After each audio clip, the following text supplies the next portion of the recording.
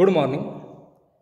महाराणा प्रतापसिंह शिक्षण संस्था मुंबई संचलित आनंदीबाई रावराणे कला वाणिज्य व विज्ञान महाविद्यालयातील सांस्कृतिक आणि इतिहास विभागाच्या वतीने आज दिनांक 1 ऑगस्ट 2020 रोजी साहित्यरत्न लोकशाहीर अण्णाभाऊ साठे यांची जयंती व जन्मशताब्दी वर्ष तसेच स्वातंत्र्यपूर्व चळवळीतील अग्रगण्य नेते लोकमान्य टिळक यांची पुण्यतिथी व स्मृती शताब्दी वर्ष असा संयुक्त कार्यक्रम आज आपण ऑनलाईन पद्धतीने घेत आहोत। या कार्यक्रमाच्या निमित्ताने मी महाराणा प्रतापसिंह शिक्षण संस्थेचे अध्यक्ष सन्माननीय विनोदजी तावडे साहेब तसेच महाराणा प्रतापसिंह शिक्षण संस्थेचे सर्व पदाधिकारी यांचे महाविद्यालयातील सांस्कृतिक आणि इतिहास विभागाच्या वतीने हार्दिक स्वागत करतो। तसेच महाविद्यालयाचे प्राचार्य डॉक्टर CS काकडे सर, उपप्राचार्य डॉक्टर BD इंगवले सर, ज्येष्ठ प्राध्यापक डॉक्टर NV गवळी सर, सांस्कृतिक विभाग प्रमुख कुंभार सर, इतिहास विभाग प्रमुख SN पाटील सर, महाविद्यालयातील सर्व प्राध्यापक, शिक्षकेतर कर्मचारी आणि सर्व विद्यार्थी या सगळ्यांचे महाविद्यालयातील या दोन्ही विभागांच्या वतीने हार्दिक स्वागत। दरवर्षी हा कार्यक्रम आम्ही महाविद्यालयामध्ये विविध उपक्रमांचे आयोजन करून तो साजरा करत असतो, पण यावर्षी संपूर्ण जगामध्ये कोविड-19मुळे निर्माण झालेल्या अतिशय नाजूक परिस्थितीमुळे महाविद्यालयामध्ये न घेता आम्ही तो आज ऑनलाईन पद्धतीने सर्वांच्याच सुरक्षिततेच्या दृष्टिकोनातून तो आज घेत आहोत। ज्यांनी भारताला ब्रिटिशांच्या गुलामगिरीतून स्वातंत्र्य मिळवून देण्यासाठी आपले संपूर्ण आयुष्य व्यतीत केले, ज्यांनी आपल्या प्रखर लेखणीतून देशवासियांमध्ये राष्ट्रभक्तीची भावना निर्माण केली, ज्यांच्या महान कार्यामुळे त्यांना लोकमान्य अशी महान पदवी बहाल करण्यात आली, ते निष्ठावंत समाजसुधारक धुरंधर राजकीय नेते म्हणजे लोकमान्य टिळक। पारतंत्र्याची गरळ पिऊन तडफडणाऱ्या समाजाला न्यायाचे अमृत पाजून स्वातंत्र्याचे अमरत्व बहाल करून देणारे महान समाजसुधारक म्हणजे लोकमान्य टिळक। अशा या महान समाजसुधारकावर आपल्या महाविद्यालयातील इतिहास विभागाचे प्रमुख SN पाटील सर, महाविद्यालयातील काही विद्यार्थिनी कुमार अक्षय सुतार FY BCom, कुमारी तेजस्वी रावराणे FY BCom, कुमारी प्रियांका वाडेकर SY BA आपली मनोगते व्यक्त करतील। त्यानंतर ज्यांनी संपूर्ण महाराष्ट्रामध्ये आपल्या शाहिरी व पोवाड्यांमधून संपूर्ण समाजाचे प्रबोधन करण्याचे महान कार्य केले ते महान समाजसुधारक म्हणजे अण्णाभाऊ साठे। अण्णाभाऊ साठेंबद्दल विशेष बाब म्हणजे ते आपल्या संपूर्ण आयुष्यामध्ये फक्त 1.5 दिवस शाळेत गेले, पण त्याने आपल्या संपूर्ण आयुष्यामध्ये एकूण 35 कादंबऱ्या लिहिल्या। त्यापैकी फकीरा ही कादंबरी व माझी मैना हा पोवाडा आजही जगामध्ये अतिशय सुप्रसिद्ध आहेत। आणखी विशेष बाब म्हणजे अण्णाभाऊ साठेंचे साहित्य देशातील अनेक विद्यापीठांमधील अभ्यासक्रमांमध्ये आज समाविष्ट करण्यात आले आहे। त्यांच्या या साहित्यावर देशातील अनेक विद्यापीठांमध्ये अनेक संशोधक आपली PhD आणि MPhil करत आहेत। त्यांच्या या महान कार्यामुळे आज त्यांना मरणोत्तर भारतरत्न हा किताब द्यावा अशी मागणी समाजातील विविध स्तरांमधून होत आहे। अशा या महान समाजसुधारकांवर व त्यांच्या जीवन व कार्यावर आपल्या महाविद्यालयातील गणित विषयाचे प्राध्यापक विजय शिंदे सर तसेच महाविद्यालयातील विद्यार्थिनी कुमारी वेदिका पाटणकर TYBA, विद्यार्थी किरण जाधव FY BSc आपली मनोगते व्यक्त करतील। या मनोगतानंतर आपल्या महाविद्यालयाचे प्राचार्य डॉक्टर CS काकडे सर यांचे अध्यक्ष भाषण होईल आणि त्यानंतर बॉटनी विभागाचे प्राध्यापक विजय पैठणे सर हे या संपूर्ण कार्यक्रमाचे व उपस्थितांचे आभार मानतील आणि या कार्यक्रमाची सांगता होईल। परत एकदा मी या दोन्ही महापुरुषांना आज या ठिकाणी अभिवादन करतो।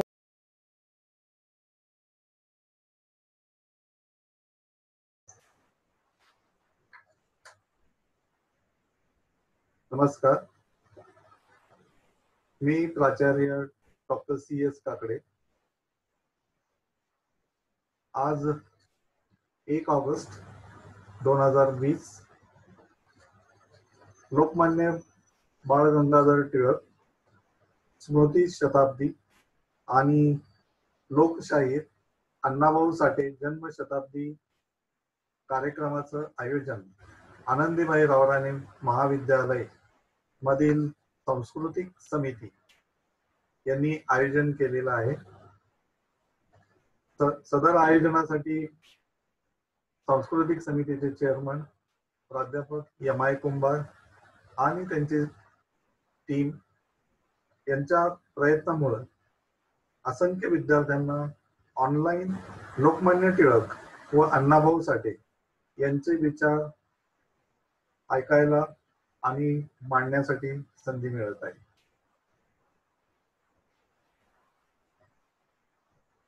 स्वराज्य हा माझा जन्मसिद्ध हक्क आहे आणि तो मी मिळवणारच, असा नारा देणारे लोकमान्य टिळक प्लेग साथीच्या वेळी फवारणीच्या छदनी धोरणावर सरकारचे डोके ठिकाणावर आहे काय, असा जळजळीत अग्रलेख लिहिणारे लोकमान्य टिळक, दुष्काळात शेतकऱ्यांकडून कर वसूल करण्यास ब्रिटिश सरकारला विरोध करणारे लोकमान्य टिळक, असे त्यांच्या व्यक्तिमत्वाचे अनेक पैलू संपूर्ण देशभर परिचित आहेत.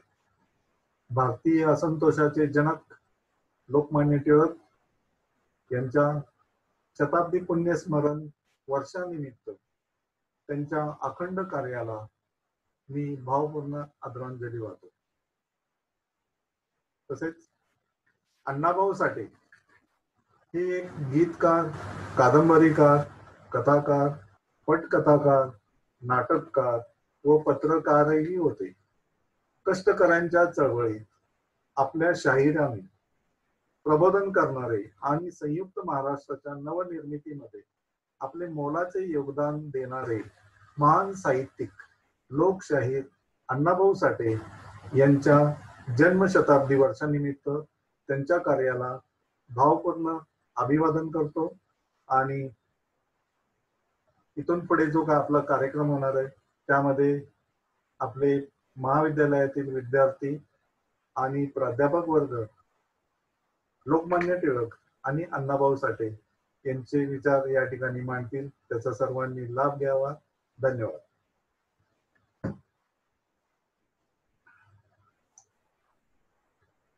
सर्वप्रथम सर्वांना विनम्र अभिवादन. मी कुमारी Tejaswi Santosh Rawrane, Anandibai Rawrane arts commerce and science college, Vaibhavwadi, Sindhudurg. भारतासारख्या खंडतुल्य राष्ट्राचे नेतृत्व करणे आणि सत्तेशिवाय हे टिकवून धरणे हे काम तसे अवघड आहे. ज्यांच्या हाती कसलीही सत्ता नव्हती त्यांच्या प्रतिमांचे पूजन घरोघर व्हावे, त्यांच्या नावाचा सर्वत्र जय जयकार घडावा हे नवलच मानावे लागेल. लोकनेतृत्व प्राप्त होण्यासाठी किंवा लोकमान्यता मिळण्यासाठी व्यक्तीच्या ठायी लोकोत्तर गुणवत्ता असावी लागते. एका व्यक्तीच्या ठायी एवढी गुणवत्ता असू शकते काय? धैर्यवान व्यक्ती नीतिमान असणे, नीतिमान व्यक्ती बुद्धिमान असणे आणि बुद्धिमान व्यक्ती त्यागी असणे खरोखर शक्य आहे काय? या सर्व प्रश्नांची उत्तरे इतिहासाला न अडखळता देता यावीत यासाठी नियतीने काही माणसांचा जन्म दिलेला असतो.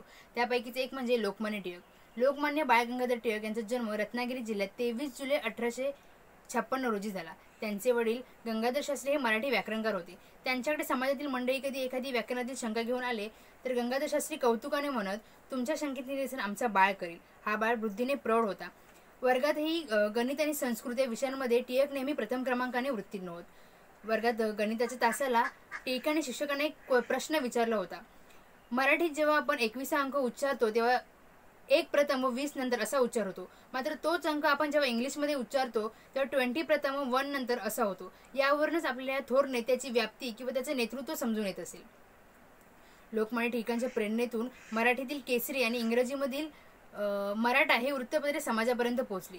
एखाद्या उंच पठारावरील धबधब्याला आपण बांध घालून किंवा पाणी अडवून ज्याप्रमाणे अडवू शकत नाही, तो खळखळत वाहतच येणार, त्याचप्रमाणे केसरीच्या माध्यमातून लोकमान्य टिळकांचे व्यक्तिमत्व समाजापर्यंत येऊन पोहोचले. एक महत्त्वाची गोष्ट म्हणजे होम रूल लीगच्या प्रचाराच्या वेळी लोकमान्य टिळक देशभर फिरले, व्याख्याने केली, लेख लिहिले, भाषणे केली. परंतु त्याच कालावधीतील एका भाषणामध्ये सरकारने त्यांच्याकडे 40,000 रुपयांचा जामीन मंजूर केला किंवा जामीन मागितला. त्यावेळी लोकमान्य टिळक म्हणाले, स्वराज्य हा माझा जन्मसिद्ध हक्क आहे आणि तो मी मिळवणारच. त्यांचे हे तेजस्वी उद्गार समाजापर्यंत येऊन पोहोचले. त्याचबरोबर गांधीजींप्रमाणेच लोकमान्य टिळकांनी जन्मभर गीतेचे मनन चिंतन केले. त्यांच्या आकांक्षेतून, त्यांच्या प्रेरणेतून गीता रहस्य हा ग्रंथ समाजापर्यंत येऊन पोहोचला. हा ग्रंथ लोकमान्य टिळकांनी मंडालेच्या कारागृहात लिहिला होता. 1914 साली लोकमान्य टिळकांची यातून सुटका झाली. ते यातून मुक्त झाले, भारतात परत आले. त्या काळात सरकारने त्यांचे हस्तलिखित मागे ठेवून दिले. परंतु लोकमान्य टिळक असे म्हणाले की जरी सरकारने अंशतः का होईना माझे हे हस्तलिखित ग्रंथ संपुष्टात आणला तरी तो मी पुन्हा लिहीन. तो माझ्या मनात, माझ्या प्रेरणेत तसा ठासून राहिला आहे. असा हा स्वातंत्र्यवीर, भारताच्या स्वातंत्र्याने सर्वस्वाचे हवन करणारा पुण्यपुरुष 1 ऑगस्ट 1920 या रोजी हा इहलोक सोडून गेला. गांधीजी म्हणाले, a giant among man has fallen, the voice of a lion is heard, he was the idol of the people, his word is law of among thousands. कोसळत्या आभाळाला सावरणारा हा नरकश्री गेला आणि त्या दिवशी आभाळ खरोखरच कोसळले. अशा थोर वीराला माझे कोटी कोटी प्रणाम. जय हिंद, जय महाराष्ट्र. मी वेदिका श्लेल पाटणकर, क्लास TYB. मी तुमच्यासमोर अण्णाभाऊ साठे यांच्याशी थोडक्यात माहिती सांगते. नैराश्य हे धारदार तलवारीवर साचल्या धुळीसारखे असते. धूळ जशी झटकून टाकली की तलवार धारदार बनते, असे ज्यांचे विचार ते अण्णाभाऊ साठे. यांचा जन्म 1 ऑगस्ट 1920 रोजी सांगली जिल्ह्यातील वाळवा तालुक्यातील वाटेगाव या गावी झाला. त्यांची कथा, पटकथा, प्रवासवर्णने, लोकनाट्ये, लावणी, पोवाडी इत्यादी अनेक प्रकारच्या साहित्य प्रकारातील लेखन केलेले मराठीतील ख्यातनाम व्यक्ती. त्यांचे विचार हे सामाजिक व राजकीयदृष्ट्या कृतिशीलतेवर आधारित होते. अण्णाभाऊ साठे हे मार्क्सवादी तसेच आंबेडकर प्रवृत्तीचे होते. त्यांच्या वडिलांचे नाव भाऊ सदोजी साठे तर आईचे नाव वालबाई साठे असे होते.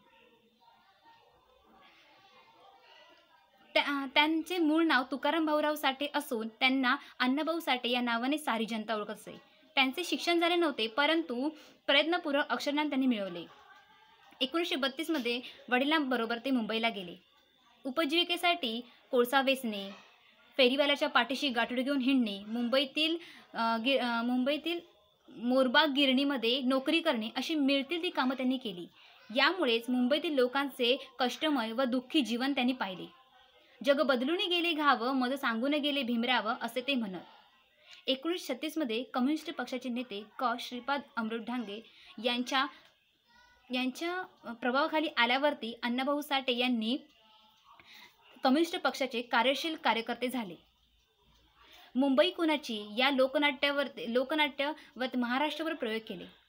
त्याबरोबरच अकलेची गोष्ट, देशभक्ती घोटाळे, बेकायदेशीर, पुढारी मिळाला, शेटजींचे इलेक्शन अशा अनेक प्रकारची लोकनाट्ये त्यांची प्रसिद्ध झाली. अण्णाभाऊ साठे यांची लोकनाट्याबरोबरच कथा कादंबरी सुद्धा निर्मितीची ठळकपणे दिसते. जिवंत काडतूस, चिरानगरची भूतं, कृष्णाकाठच्या कथा हे त्यांचे काव्यसंग्रह होय. त्याबरोबरच त्यांची 35 कादंबऱ्या सुद्धा गाजल्या. त्यामध्ये चित्रा ही त्यांची पहिली कादंबरी ठरली 1945 मधली. फकीरा या त्यांच्या कादंबरीला शासनाचा पुरस्कार सुद्धा मिळाला. उपेक्षित गुन्हेगार म्हणून कलंकित ठेवले गेलेले दलित आणि श्रमिक यांच्या समृद्धीचे स्वप्न अण्णाभाऊ साठे यांनी पाहिले. अतिशय तळमळीने लिहिण्याची त्यांची वृत्ती होती. पृथ्वी ही शेषाच्या मस्तकावर तरली नसून ती दलितांच्या तळहातावर तरली आहे असे ते म्हणत. तू गुलाम नाहीस तर तू या जगाचा निर्माता आहेस असे त्यांचे म्हणणे होते. स्वतःचे दुःख विसरून आपले विचार, आपले कार्य व प्रतिभा जनसामान्य लोकांपर्यंत पोहोचवण्याचे काम, लोकनाट्याला प्रतिष्ठा मिळवून देणारे, गरीब व वंचितांना त्यांच्या व्यथा मांडणारे शिवशाहीर, भक्तिशाहीर, भीमशाहीर, लोकशाहीर असे अण्णाभाऊ साठे यांना मानाचा दंडवाद. धन्यवाद. स्वराज्य हा माझा जन्मसिद्ध हक्क आहे आणि तो मी मिळविणारच असा मंत्र तमाम भारतीयांना देणारे, केसरी आणि मराठा ही वृत्तपत्रे सुरू करणारे, सार्वजनिक गणेशोत्सव, शिवजयंती उत्सव सुरू करणारे, मंडाल्याच्या कारागृहात गीता रहस्य नावाचा ग्रंथ लिहिणारे असे सत्यवचनी, करारी व जहालमताचे लोकमान्य टिळक यांची आज पुण्यतिथी. आणि या पुण्यतिथीनिमित्त मी अक्षय सुतार SY BComचा विद्यार्थी आपल्यासमोर लोकमान्य बाळ गंगाधर टिळक यांच्या बालपणातील, यांच्या शालेय जीवनातील काही प्रसंग मी सांगू इच्छितो. भारतीय स्वातंत्र्य चळवळीचा इतिहास ज्यांच्या नावाशिवाय पूर्ण होऊ शकतच नाही असे नाव म्हणजे लोकमान्य टिळक. एक भारतीय प्रखर राष्ट्रवादी, एक आदर्श शिक्षक, समाजसुधारक आणि देशप्रेमी स्वातंत्र्य सैनिक असलेले युगपुरुष म्हणजेच लोकमान्य बाळ गंगाधर टिळक. या भारताच्या नृसिंहाने केलेल्या गर्जनेमुळे देशात नवजागृती उत्पन्न झाली. जनजागृती व्हावी म्हणून ज्यांनी शाळा काढली, वर्तमानपत्रे चालवली, ब्रह्मदेशातील मंडालेच्या कारागृहात ज्यांनी गीता रहस्य नावाचा ग्रंथ लिहिला, Austric home in the Vedas, Orion असे महान पौराणिक ग्रंथ देखील लिहिले, ज्यांनी सार्वजनिक गणेशोत्सव, शिवजयंती उत्सव देखील सुरू केले आणि आपल्या अंतिम कृतीतून अंतिम श्वासापर्यंत जे देशाकरिता लढत राहिले ते हे लोकमान्य बाळ गंगाधर टिळक. पहिला प्रसंग असा की बाळ जेव्हा प्राथमिक शाळेत शिकत होते तेव्हा शिक्षकांनी मुलांना एक प्रश्न केला की 5 बकऱ्या 28 दिवसात एक कुरण संपवतात, तर तेच कुरण 20 दिवसात किती बकऱ्या संपवतील? 7 बकऱ्या गुरुजी. त्वरित उत्तर मिळाले. गणित न करता कोणी उत्तर दिले? शिक्षक म्हणाले. बाळाने गुरुजी. 3 विद्यार्थी एका स्वरात मोठ्याने म्हणाले. शिक्षक बाळाजवळ गेले. तोवर वही उचलून दृष्टी फिरवली. सांग बरं, उदाहरण कोठे सोडवले आहेस, दाखव बरं. बाळ खट्याळपणे हसत आपल्या तर्जनीने डोक्याकडे निर्देश करू लागला. उदाहरण वहीत सोडवले पाहिजे, शिक्षक म्हणाले. मी तोंडी करू शकतो, मग लिहिण्याची काय आवश्यकता? बाळ शिक्षकांनी 3 समजावणी बाळाच्या सहाध्यायांना गणित जमत नसे, पण गणित म्हणजे पाणी पिण्या इतकी सहज गोष्ट, संस्कृत म्हणजे केळ्याची साल काढावी इतकी सोपे. तर दुसरा प्रसंग म्हणजे बाळ जेव्हा प्राथमिक शाळेत शिकत होता तेव्हा मधल्या सुट्टीनंतर शिक्षकांनी वर्गात प्रवेश केला. त्यानं वर्गात शेंग्यांची विखुरलेली टरफले दिसली. ते पाहून त्यांचा रागाचा पारा चढला. ते हातात वेद घेऊन ओरडले, सांगा, शेंगा कोणी खाल्ल्या? पूर्ण वर्गात शांतता पसरली. अपराधाचा स्वीकार करायला कोणीही तयार नव्हतं. शेवटी शिक्षकांनी ठरवलं पूर्ण वर्गाला शिक्षा करण्याची. प्रत्येकाच्या हातावर वेताचे 2-2 प्रहार होऊ लागले. बाळाची पाळी आल्यावर त्याने हात पुढे केला नाही. तो दृढतेने म्हणाला, मी शेंग्या खाल्ल्या नाहीत आणि मी वेताचे फटके देखील खाणार नाही. मग शेंग्या कोणी खाल्ल्या? चुगली करणे वाईट आहे, मी सांगणार नाही. बाळाच्या स्पष्ट वक्तेपणाने व सत्यकथनामुळे शिक्षक अस्वस्थ झाले. ते रागावले देखील व बाळाला शाळेबाहेर हाकलले व दुसऱ्या दिवशी गंगाधर पंतांकडे बाळविरुद्ध गाराने केले. दुसऱ्या दिवशी गंगाधर पंत बाळाला घेऊन शाळेत आले व ते म्हणाले, माझा मुलगा जे बोललाय ते सर्व सत्य आहे. त्याला बाहेरची वस्तू खाण्याची सवय नाही व ते मी घेण्याकरता कधी त्यास पैसे देत नसतो. या लहान वयातही अन्यायाविरुद्ध लढण्याचा टिळकांचा स्वभाव होता. अशा या युग पुरुषा, अशा या महामानवास माझा कोटी कोटी प्रणाम. एवढे बोलून मी माझे 2 शब्द संपवितो. जय हिंद, जय महाराष्ट्र.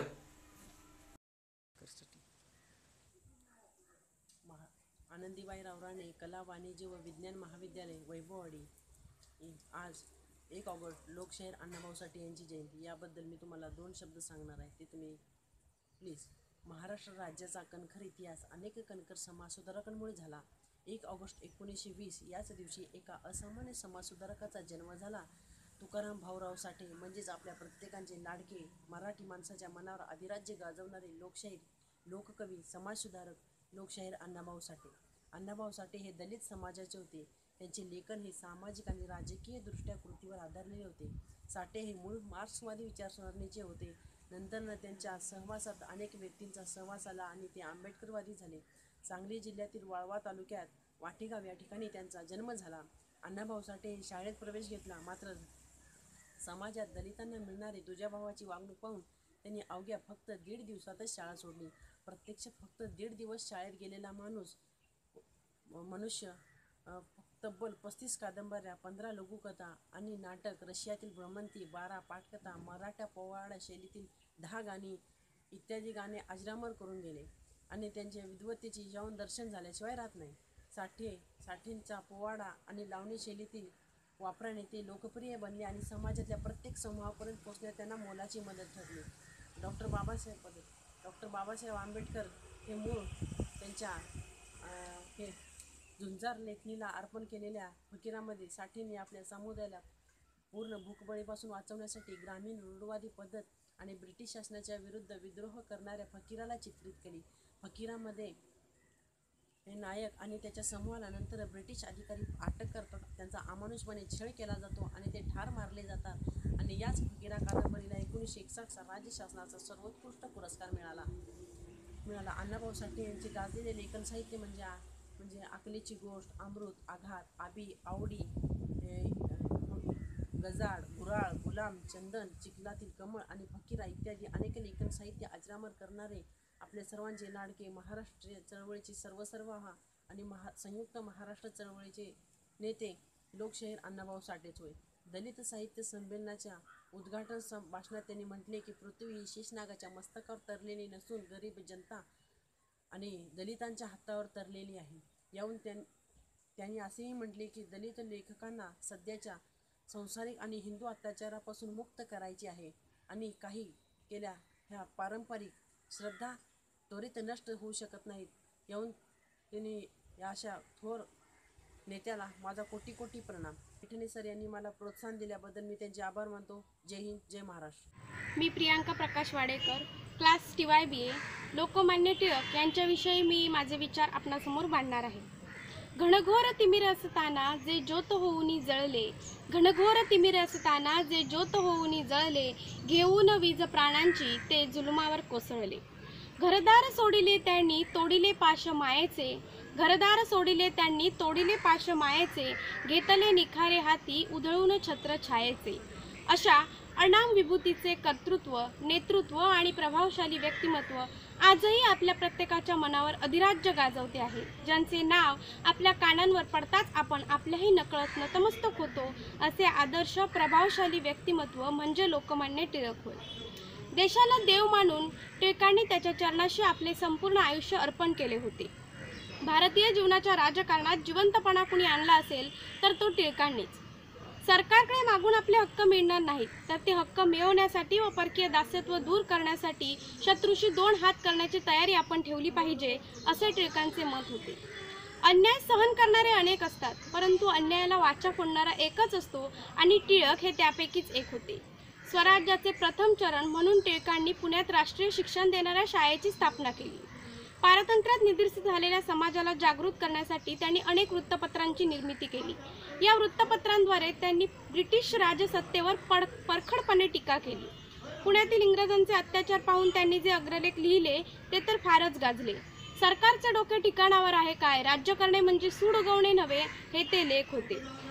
टिळकांच्या शब्दात जगाला उलटून टाकण्याचे सामर्थ्य होते. त्यांनी आपल्या शब्दाचा वापर नेहमीच शस्त्रासारखा केला. म्हणूनच तर भारतावर 150 वर्ष राज्य करणाऱ्या ब्रिटिश राजसत्तेला त्यांनी हादरवून सोडले. त्यांच्या या कार्यासाठी त्यांना अनेक वेळा तुरुंगवासही भोगावा लागला, परंतु तुरुंगात असतानाही ते शांत बसले नाहीत, तर त्यांनी गीता रहस्य, ओरायन यासारख्या तेजस्वी ग्रंथांची निर्मिती केली. टिळकांचे मनोधैर्य भक्कम होते. एकदा टिळक कसलासा खटला हरले. त्यावर कुणीतरी त्यांना प्रश्न विचारला की या पराभवानंतर तुमचे मनोबल कितपत खचले. त्यावर टिळक म्हणाले, माझे मनोधैर्य कदापिही खचणार नाही. मी ज्या पिढीत जन्मलो वाढलो त्या पिढीवर आभाळ जरी कोसळले तरी त्या कोसळलेल्या आभाळावर पाय रोवून ती उभी राहील आणि लढत देईल. सर्वसामान्य जनता जी पूर्णतः निद्रिस्त होती तिला परकीय राज्यसत्तेच्या विरुद्ध उभे करण्याचे अत्यंत कठीण कार्य टिळकांनी केले. म्हणूनच त्यांना भारतीय असंतोषाचे जनक ही उपाधी दिली गेली. मित्र हो, टिळक स्वतः उन्हात उभे राहिले आणि त्यांनी आपल्या मातृभूमीला सावली दिली. समुद्रात प्रवास करणाऱ्या व्यक्तीला ध्रुवतारा दूर राहूनही मार्गदर्शन करत असतो, त्याप्रमाणे टिळकांचे कार्य, त्यांची कीर्ती, त्यांचे सामर्थ्य आजही आपल्याला मार्गदर्शन करते आहे. इथल्या सह्याद्रीच्या दराखोऱ्यात त्यांची ती सिंहगर्जना अजूनही घुमते आहे. इथला वारा त्यांच्या सामर्थ्याचे पोवाडे अजूनही गात आहे. या मातृभूमीला त्यांच्या छायेचा अनुभव अजूनही होत आहे. परंतु अशा या टिळकांचे सामर्थ्य शब्दात बांधणे मात्र कठीण आहे. म्हणूनच शेवटी एवढेच म्हणावेसे वाटते, असे नेतृत्व जन्मोजन्मी असे नेतृत्व सदैव आम्हा लाभो, जन्मोजन्मी असे नेतृत्व सदैव आम्हा लाभो, देशभक्तीचा भाव सदोदित मनी आमुच्या जागो, देशभक्तीचा भाव सदोदित मनी आमुच्या जागो. धन्यवाद.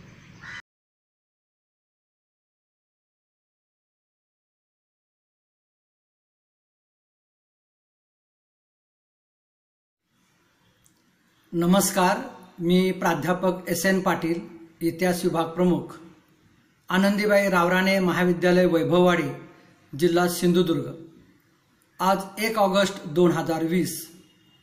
सन 2020 हे वर्ष भारतासह जगाच्या इतिहासामध्ये कोरोना महामारीचे वर्ष म्हणून ओळखले जाईल.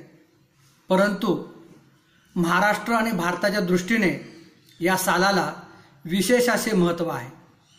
महाराष्ट्र राज्याचे हिरक महोत्सवी वर्ष, तसेच सार्वजनिक उत्सवातून सामाजिक एकात्मतेचे संदेश देणारे स्वातंत्र्य सेनानी, त्याचबरोबर स्वराज्य हा माझा जन्मसिद्ध हक्क आहे आणि मी तो मिळवणारच असे ठामपणे सांगणारे, इंग्रजी सरकारला सळो की पळो करून सोडणारे लोकमान्य बाळ गंगाधर टिळक यांचे हे स्मृती शताब्दी वर्ष, तसेच लोकशाहीर अण्णाभाऊ साठे यांचे हे जन्मशताब्दी वर्ष आहे.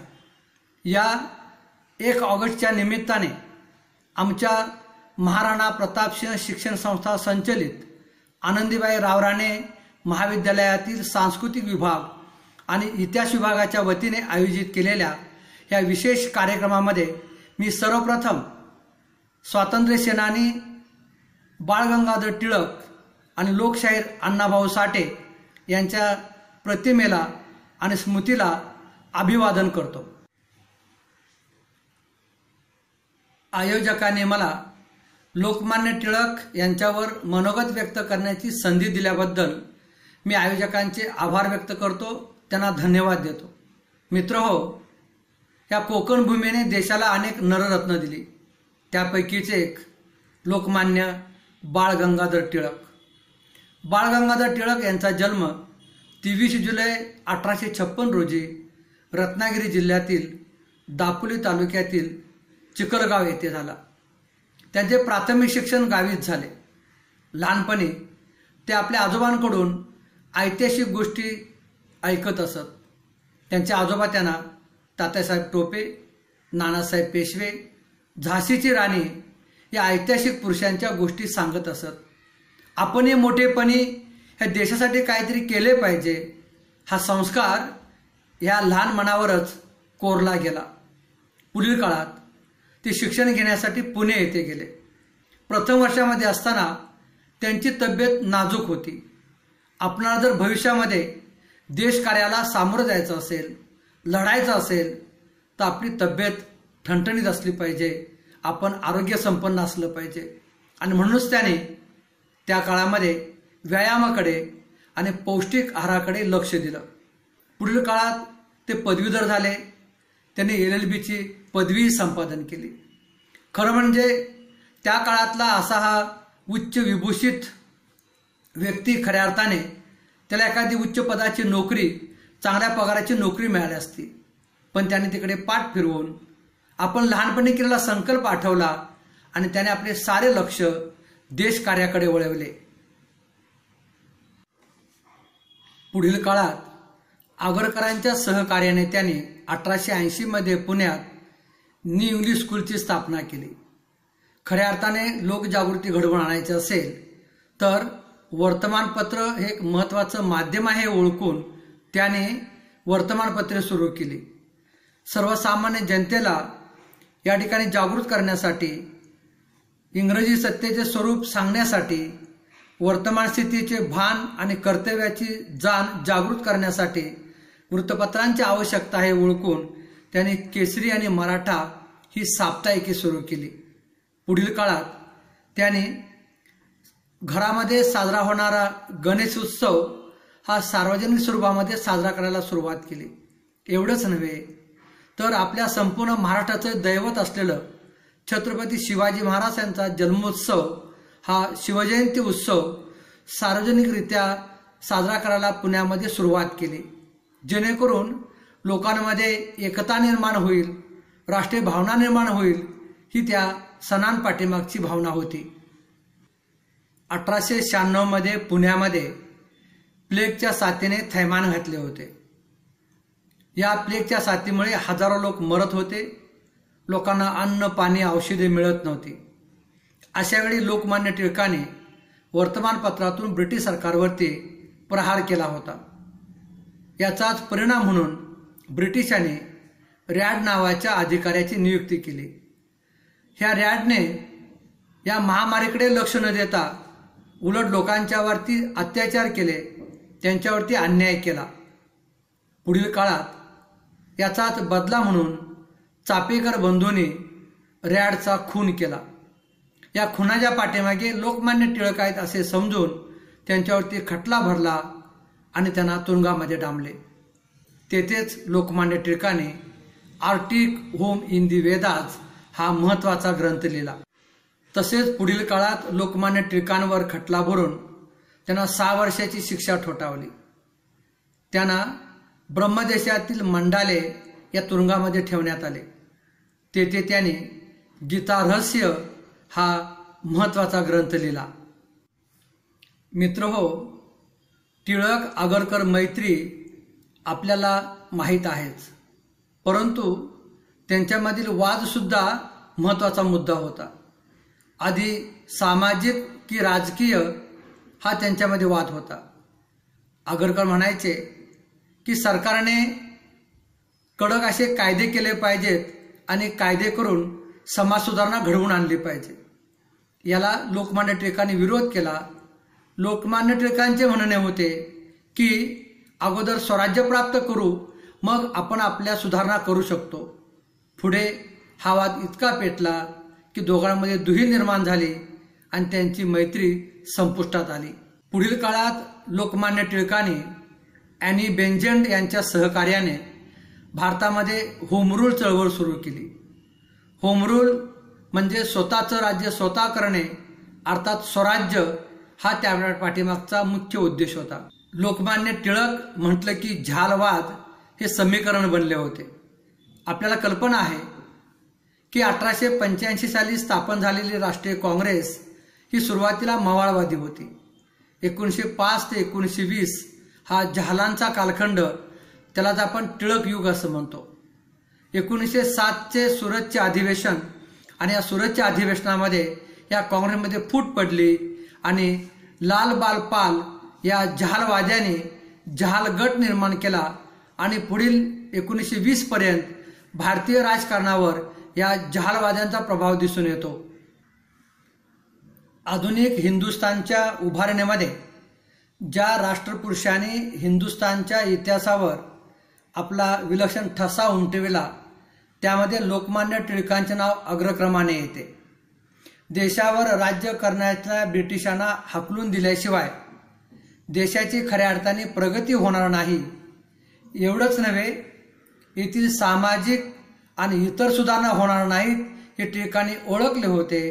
म्हणून त्यांनी स्वराज्य, स्वदेशी, राष्ट्रीय शिक्षण आणि बहिष्कार या चतुसूत्रींच्या आधारे आपला स्वातंत्र्य लढा उभा केलेला दिसतो. आजच्या काळातही लोकमान्य टिळकांनी सांगितलेली चतुसूत्री आपण प्रत्यक्षामध्ये उतरवली पाहिजे. आपण भारतीय म्हणून आपण प्रामाणिकपणे विचार केला पाहिजे की आज खऱ्या अर्थाने स्वराज्य आहे का?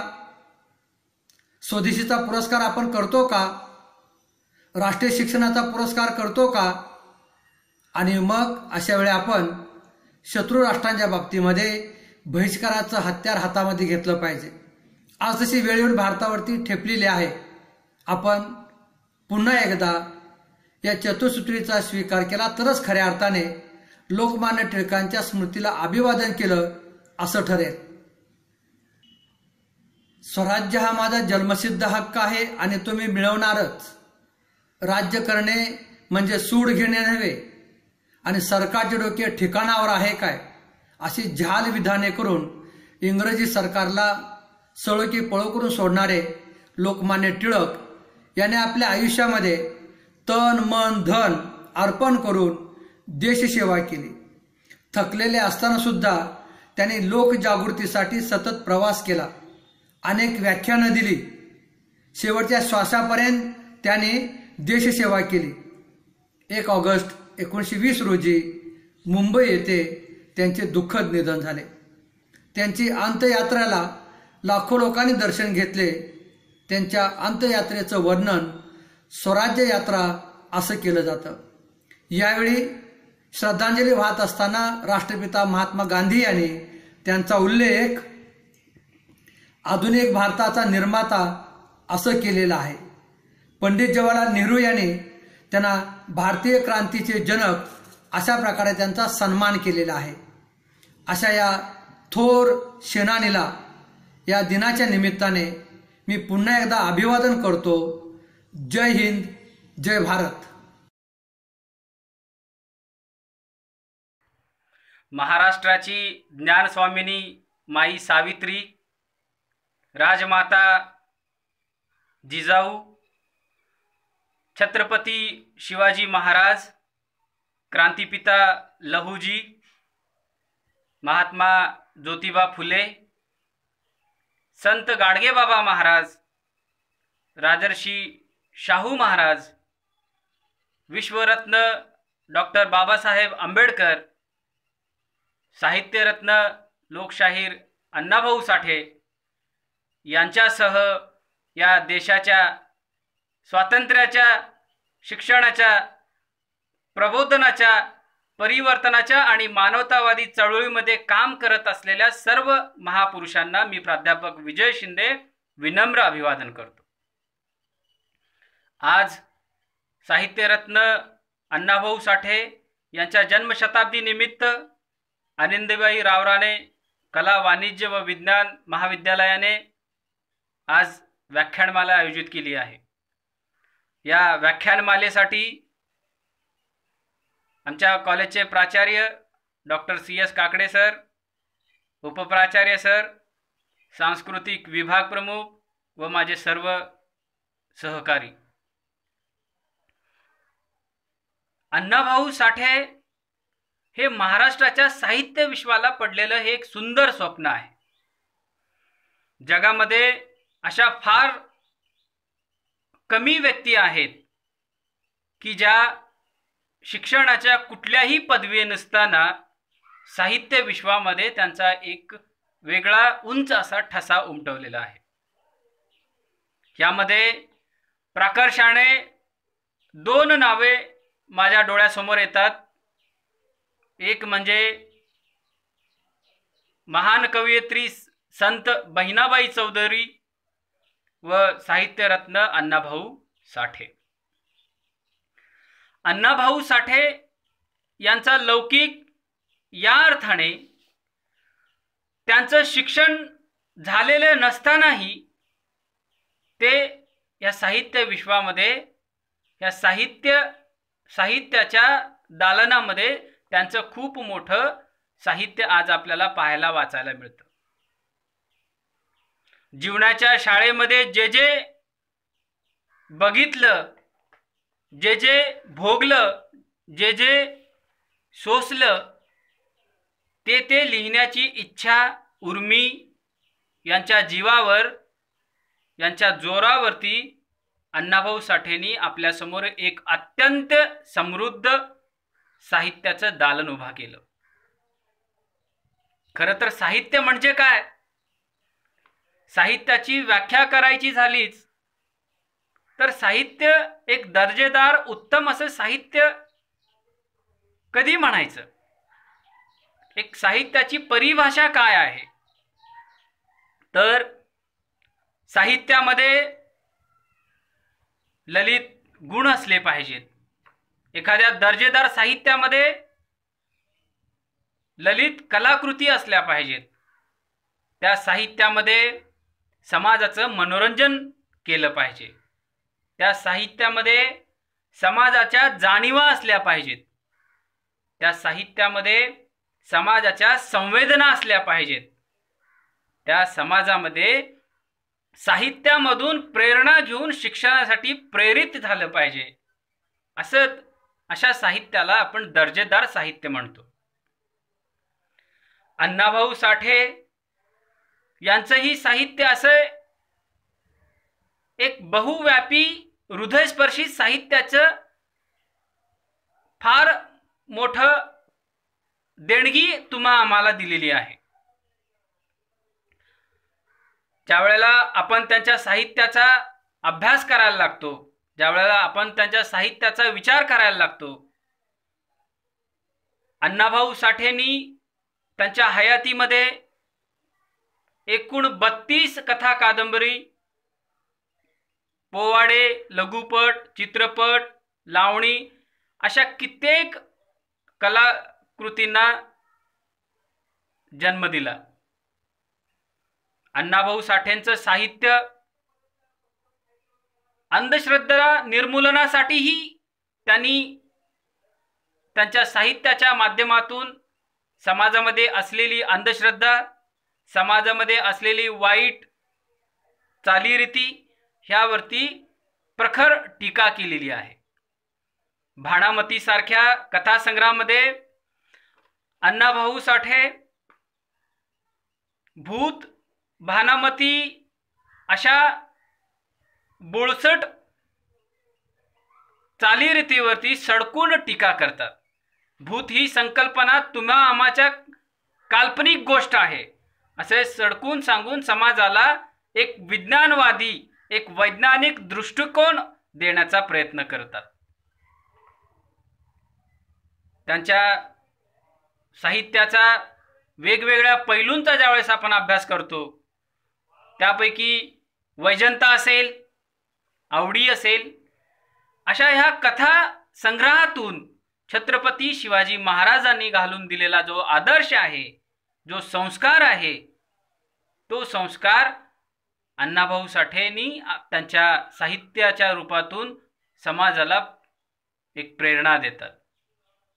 या साहित्यातून परस्त्री माते समान स्त्रीचा सन्मान केला पाहिजे, स्त्री आदर केला पाहिजे, ह्या जनभावना, हे संस्कार ह्या वैजंता आणि आवडी ह्या साहित्य कलाकृतीमधून अण्णाभाऊ साठे समाजाला एक मार्गदर्शन करतात, एक दिशादर्शक ठेवतात.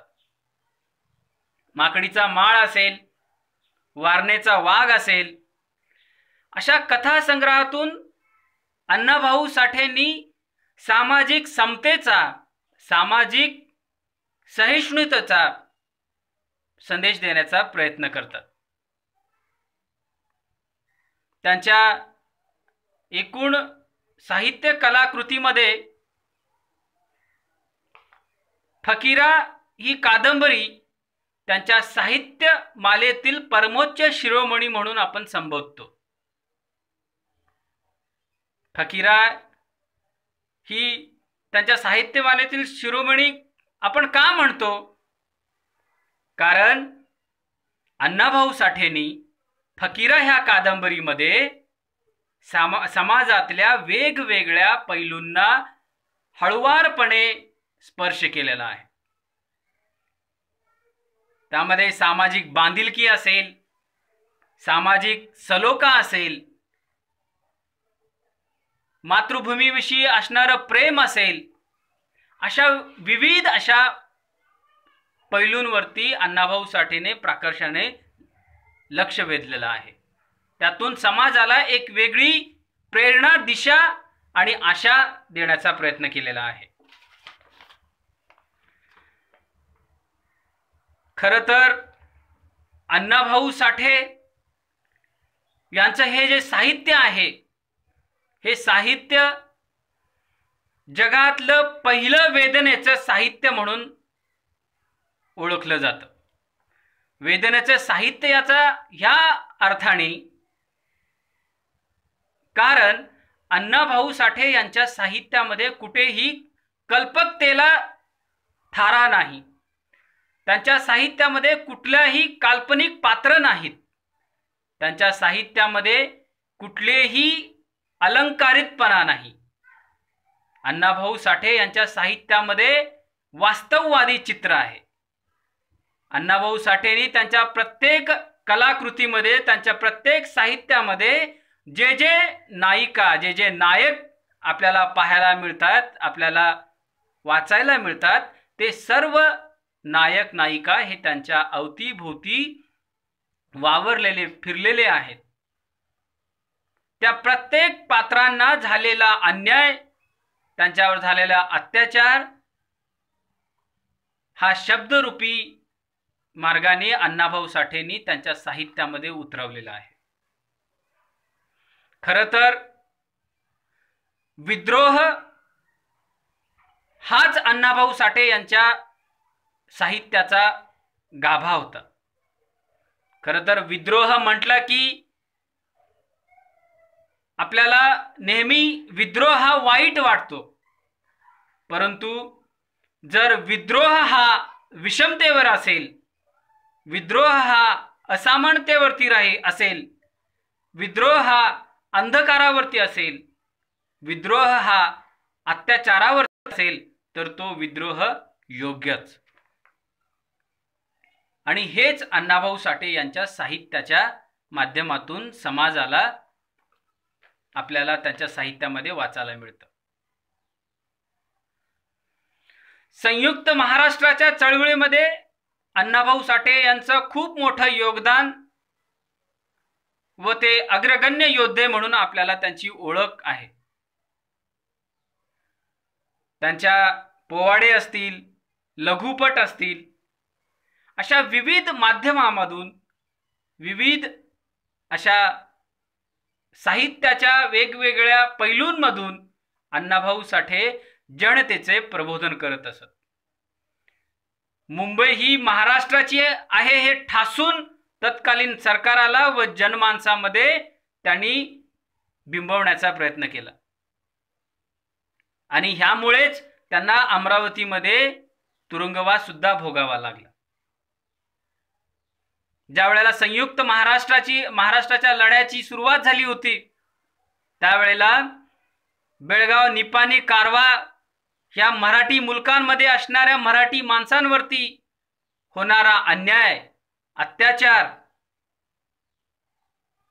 त्यांच्यावरती होणारा छळ, ह्या सर्व गोष्टी अण्णाभाऊ साठे यांनी त्यांच्या साहित्याच्या रूपातून, त्यांच्या पोवाड्यांच्या रूपामधून ते तत्कालीन सरकारांना जनमानसामध्ये त्यांच्या वेदना पोचवण्याचा प्रयत्न केला. माझी मैना गावावर राहिली, माझ्या जीवाची होती या काहिली, अशा ह्या मार्मिक आणि हृदयस्पर्शी लेखनातून जनमानसामध्ये ह्या स्वातंत्र्य लढ्यासाठी, ह्या संयुक्त महाराष्ट्राच्या लढ्यासाठी एक वेगळी प्रेरणा आणि ऊर्जा देण्याचं काम त्यांच्या ह्या वेगवेगळ्या पोवाड्यांमधून, वेगवेगळ्या साहित्यामधून आपल्याला ऐकायला आणि पाहायला मिळतं. खरं तर अण्णाभाऊ साठे यांच्या साहित्य हे वास्तववादी आहे, प्रेरणादायी आहे, हृदयस्पर्शी आहे. ज्या वेळेला लहान असताना वाटेगावहून मुंबईला पायी आल्यानंतर त्यांनी मुंबईमध्ये गिरण्यांमध्ये कामगार म्हणून काम करायला सुरुवात केली. काम करत असतानाच त्या गिरण्या कामगारामध्ये होणारा छळ, होणारा अन्याय, होणारा अत्याचार ह्या उघड्या डोळ्याने बघून त्यावरती अण्णाभाऊ साठेंनी त्यांच्या साहित्याच्या माध्यमातून सडकून टीका करत असत. त्या होणाऱ्या अत्याचारावरती बंड करण्यासाठी ते लोकांना प्रेरित करत असत. त्यांच्या गिरणी कामगारांमध्ये होणारा जो अन्याय आहे, अत्याचार आहे, हे ते त्यांच्या पोवाडे लघुपटामधून त्या कामगारांचं परिवर्तन करत असत. पृथ्वी ही शेषाच्या मस्तकावर तरलेली नसून ती कामगारांच्या तळहातावर उभी आहे असे हे ठासून त्या शोषणकर्त्या वर्गाला सांगत असत. मागासवर्गीय, वंचित, शोषित, कामगार अशा ह्या लोकांना त्यांच्यावर होणाऱ्या अन्यायाची जाणीव करून देत असत. म्हणून मी ज्याही वेळेला साहित्यरत्न अण्णाभाऊ साठे यांचं साहित्य वाचतो, ऐकतो, त्यावेळेला मला अण्णाभाऊ साठे यांच्या साहित्याची एक वेगळी उंची आणि एक दर्जा पाहायला मिळतो. साहित्य अकादमी पुरस्कार प्राप्त जे साहित्य मी वाचलं, ऐकलं, पाहिलं, त्यांचा जितका दर्जा आहे तितकाच दर्जा अण्णाभाऊ साठे यांच्या साहित्याचा आहे असं मला वाटतं. किंबहुना कणभर तरी जास्तच दर्जा अण्णाभाऊ साठे यांच्या साहित्याचा मला वाटतं. ह्या अशा थोर महापुरुषाच्या आज जन्मशताब्दी निमित्त आपण सर्वजण एकत्र ह्या व्याख्यानमालेनिमित्त आलो. अशा ह्या थोर महापुरुषांना पुनश्च एकदा वंदन करून मी माझे 2 शब्द संपवतो. हिंद, जय महाराष्ट्र. महाराणा प्रताप शिक्षण संस्था मुंबई, आनंदीबाई रावराणे कला वाणिज्य व विज्ञान महाविद्यालय वैभववाडी आज दिनांक 1 ऑगस्ट रोजी आपल्या महाविद्यालयातील इतिहास विभाग आणि सांस्कृतिक विभाग यांच्या संयुक्त विद्यमाने लोकशाहीर अण्णाभाऊ साठे यांची जयंती व जन्मशताब्दी तसेच लोकमान्य टिळक यांची पुण्यतिथी व स्मृतिशताब्दी या कार्यक्रमाचे आयोजन करण्यात आले. या कार्यक्रमासाठी ऑनलाईन उपस्थित असलेले आपल्या महाराणा प्रताप शिक्षण संस्थेचे सन्माननीय अध्यक्ष श्री विनोदजी तावडे साहेब व तसेच सर्व संस्था पदाधिकारी, संचालक मंडळ यांचे मी या ठिकाणी आभार मानतो. तसेच आजच्या कार्यक्रमाचे अध्यक्ष सन्माननीय प्राचार्य डॉक्टर CS काकडे सर, उपप्राचार्य डॉक्टर BD इंगोले सर, ज्येष्ठ प्राध्यापक डॉक्टर NV गवळी सर, तसेच सांस्कृतिक विभाग प्रमुख MI कुंभार सर, तसेच सांस्कृतिक विभागाचे सदस्य राहुल भोसले सर, प्राध्यापक DS बेटकर सर यांचे देखील या ठिकाणी मी आभार मानतो. तसेच आजच्या कार्यक्रमाचे प्रमुख वक्ते आपल्या इतिहास विभागाचे प्राध्यापक सन्माननीय SN पाटील सर यांनी लोकमान्य टिळक तसेच प्राध्यापक विजय शिंदे सर यांनी अण्णाभाऊ साठे यांच्या जीवनावरती विद्यार्थ्यांना जे मार्गदर्शन केले त्याबद्दल मी त्यांचे सांस्कृतिक विभागाच्या वतीने या ठिकाणी आभार मानतो.